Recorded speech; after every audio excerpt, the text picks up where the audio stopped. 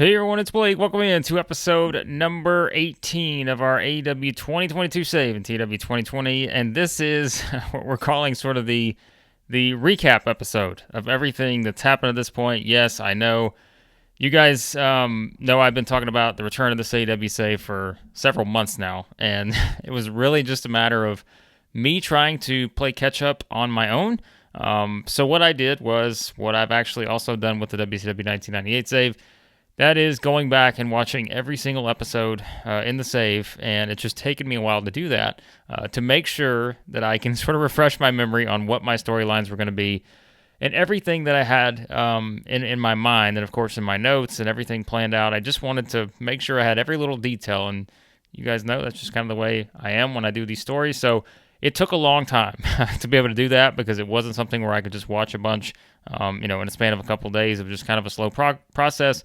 But I've already booked several of the episodes moving forward of AEW, but I just wanted to make sure that I sort of had everything I needed to be able to do that, and so it just took a lot longer than expected, and of course we got into the WWE save. We've been doing the Exploring the Seaverse, so it's kind of how it is sometimes on the channel. Whatever kind of is feeding my interest at the moment, that's just kind of the saves we jump back and forth between, but I am actually really excited about the return of this AEW save. I promise this time, because going back through and watching all these episodes, it really did get me excited because, I just remembered, I'm like, man, we had all these different stories kind of going and everything we had sort of had. Now, of course, I remember the big one and what we're going to do here on what we're calling sort of the recap episode. So, look, if you're watching this after the fact, if you're not someone who had previously watched the series and then, has kind of been in this big break along with everyone else, you can just skip this episode, in all honesty, because you've probably watched the previous episodes. If you're binge watching, skip this episode, go to the next one. But if you have not, if you're watching this kind of as is when it comes out, then of course, rather than having to go back and watch every single video, may be more helpful just to watch this recap episode to kind of refresh your memory on where we are in our AEW save. As you see, we are in August, week 2, 2022. We were building to All Out, and little did we know, in reality, how significant that pay-per-view was going to be. But we do have a pretty significant pay-per-view in All Out that we're building towards. And the big story has been this right here, and that's, like I said, I didn't forget about this storyline. Some of the others, I don't even say they were smaller ones, and I'm like, I just forgot that we were that deep in some of the storylines. But so, the big one from the very start of the save, the first two segments we had in our AEW series. The first Dynamite, the first segment was about CM Punk, and the second segment was sort of just a vague MJF. There will be no comment on MJF's situation, because you remember, this was after sort of everything that happened, I guess, in reality, after Double or Nothing, and so forth. So, we kind of left it pretty vague, but we knew from the start we were going to tie it all in once we got to, I guess it was episode 16, was the reveal of MJF and this huge plot that is run for, several months now for MJF to make his return and go after CM Punk. That involved a shocking turn from Dustin Rhodes, which, as I said, made sense if you connected all the dots, but it will make more sense when we get to our next Dynamite, which will be the next episode. And that is where we will finally sort of, I don't want to say we'll completely know the story just yet, but you'll start to get a much better idea of why Dustin Rhodes is connected here with MJF in this sort of takedown of CM Punk, if you will. And then, of course, everything else that MJF went to sort of, as we can see now, connecting all the dots. He had Butcher and Blade sort of paid off. They were the ones that helped him seemingly against FTR. Eddie Kingston, everyone that had sort of tied into Punk, MJF had went after everyone, and then at various points we had sort of Malachi Black, Chris Jericho, just one of those that yes, like if you actually go back and watch every single episode, you will probably be able to connect all the dots. If not, there was a lot to this. It was a very sort of long and winding storyline that finally played out on the last edition of Dynamite. So that is our main sort of segment here moving forward, or our main story moving forward. The fallout from MJF returning, attacking CM Punk, and clearly being the mastermind behind all of this that's been building up over the past couple months. So, MJF with a live mic. I don't need any other hype for the next edition of Dynamite other than that. You will finally sort of get the the story as to why MJF has done all this, and perhaps it'll start to make a little more sense. So that is something that we have in store for the next edition of Dynamite. I'd say our second biggest storyline, which heat-wise is bigger. Now, the reason I think this one doesn't have the heat is because, all of these look great, right? But remember, we've kind of had some of the stuff in the middle where, some of the story or some of the angles and such have not been great because, we did kind of tie in some people like Eddie Kingston, Butcher and Blade and so forth. But look, I'm not worried about this. This will continue to go up because we do have MJF back. CM Punk's involved. So yes, we will be just fine on that. Now, the Be Elite storyline. This is another one that has sort of been going from the very start of our AEW 2022 save. And it's all been about Adam Cole and questioning sort of, or really, I guess, Cole has been questioning the Young Bucks, and there's been a tension there between Cole and the Bucks, and Cole has been, by his side. He's had Bobby Fish and Kyle O'Reilly. There's been the tension with the Young Bucks. Well, there's also been Regal, who is still captaining the BCC in our story. Remember where we were in this sort of everything. And that's why I know it's hard sometimes, like, it's just so different now. Things are so different in AEW than where they were when we were doing this. But I think it's still something you can follow along and kind of see where things were at the time. But Regal's been questioning whether Adam Cole is elite. And so that's continued to have, the BCC playing up their open challenges. They've taken on anyone. Ultimately, that led to the 10-man tag we had at Fyter Fest for our most recent event, which took place July week 4. 10-man tag. It was Danielson, Moxley, Yuta, and they had teamed up with the debuting. So again, you remember kind of how long this has been now. Claudio Castagnoli, Samoa Joe. 10-man tag. They defeated Adam Cole, Kyle O'Reilly, Bobby Fish, and the Young Bucks. That led to Kenny Omega making his return. And remember, we had not used him at the start of the save. He makes his return from injury. So he comes back, sort of walks up to each member of the BCC team.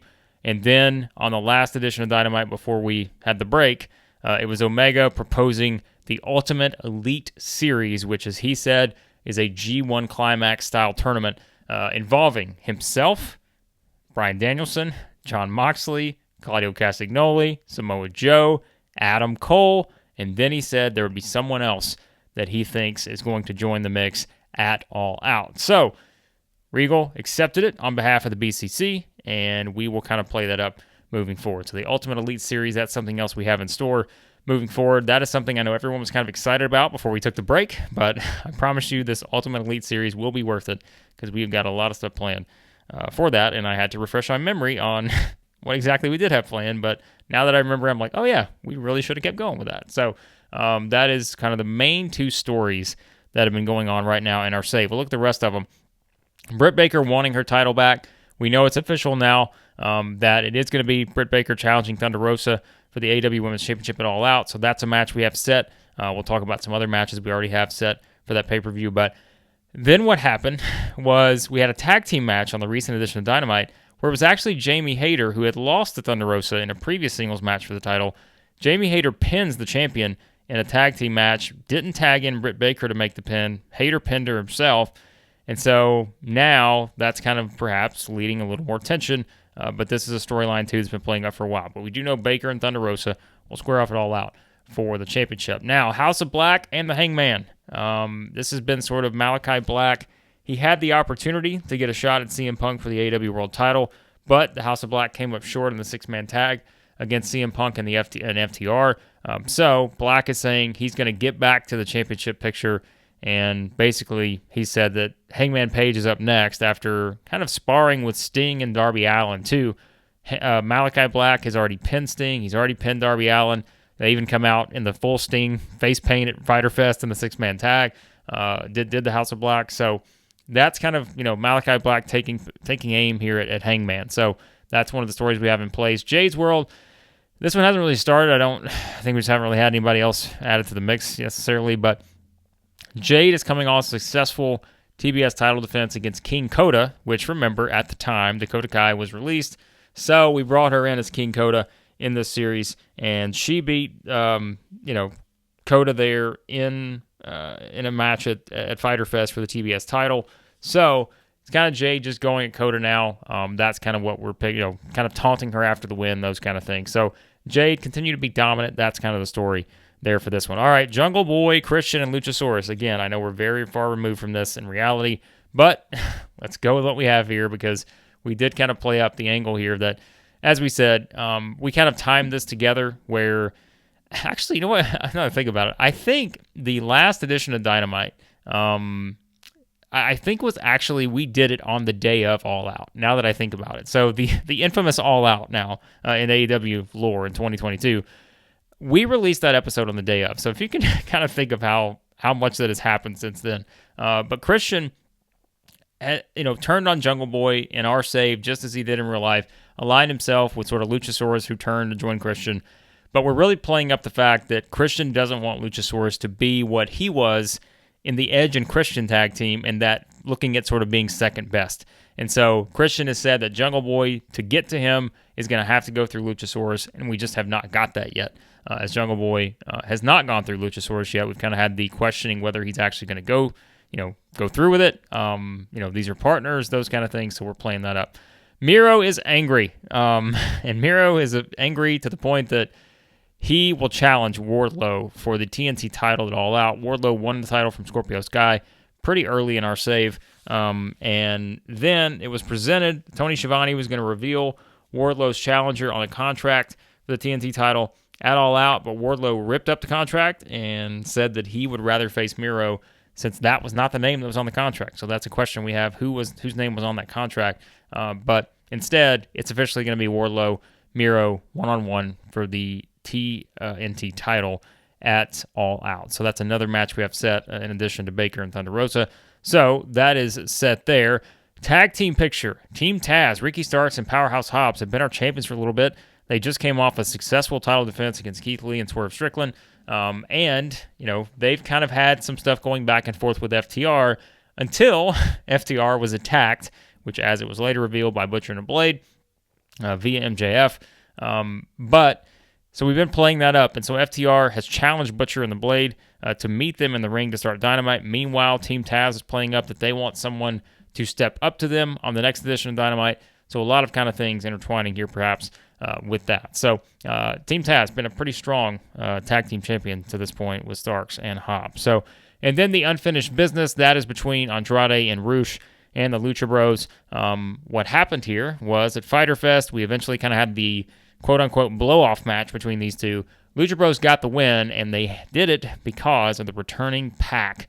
And Pac came back, prevented Andrade from cheating. That led to Pac taking on Rush on our most recent episode. And so, yes, that was kind of where things stood on that. So Pac getting a win over Rush and pushing that forward with Andrade, very unhappy with Pac sort of preventing them from finishing their business with the Lucha Bros. So kind of a quick, primer for where we are in this AEW save. Like I said, I know it's been a while. I know you guys are really enjoying the save, so I did want to bring it back. It just took me quite a while to really make sure I had every little detail, and again, sometimes I am to a fault on that when it comes to the details, but I wanted to make sure I had all my stories exactly as I sort of had them planned in my notes and everything, and I didn't want to kind of miss any little thing that I had in mind that I wanted to do with some of this stuff, so that's kind of where we are on that.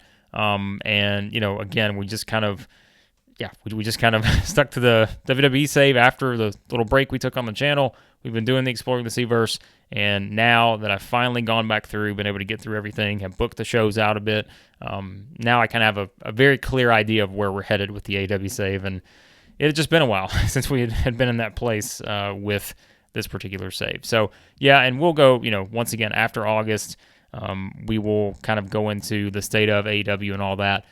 But you can kind of see the usual players, everybody sort of involved here. MJF, next big thing. Not a lot that really stands out. Darby's been involved in the Hangman stuff with the House of Black. Sammy hasn't done a lot. Tony Storm hasn't done a lot to this point. Jungle Boy, of course, involved with Christian. Isaiah Cassie's been involved in a little bit, but not anything significant necessarily. You can kind of see momentum. Britt, all the momentum. Punk, Moxley, Miro, Jade. Jeff Hardy. Now we haven't really used Jeff much at all in the save. So that's kind of where we are here in the AEW 2022 save. Again, some of you may remember some of the stuff we had. I would think probably the one thing you will remember, or maybe the couple things, are sort of the reveal of MJF as the mastermind behind this whole Punk fiasco and everything that had happened, and Kenny Omega making his return to pitch the Ultimate Elite Series with the Blackpool Combat Club. So those are our main storylines as we move forward. And like I said, if you want to go back through, watch the episodes, hey, I'd love for you to do that if you really would like to. But if not, just use this as the catch-up episode to kind of jog your memory on where we were at this point when we sort of left off in the save. So that is where we stand with AEW in 2022 in August. And on the next episode, we will officially pick things back up with our Dynamite for August week 2, and we'll start to look at all of the things that are going to sort of lead up to a big all-out. Hopefully, our all-out will not be as noteworthy or as infamous as AEW's all-out in 2022, but we have a lot of big stuff planned, and now on the heels of the return of MJF, who will have a microphone in his hand on the next edition of Dynamite. So, appreciate you guys watching as always. Be sure to hit that subscribe button, like, share, all that good stuff. And on the next episode of our AEW 2022 save, it will be Dynamite for week 2 in August.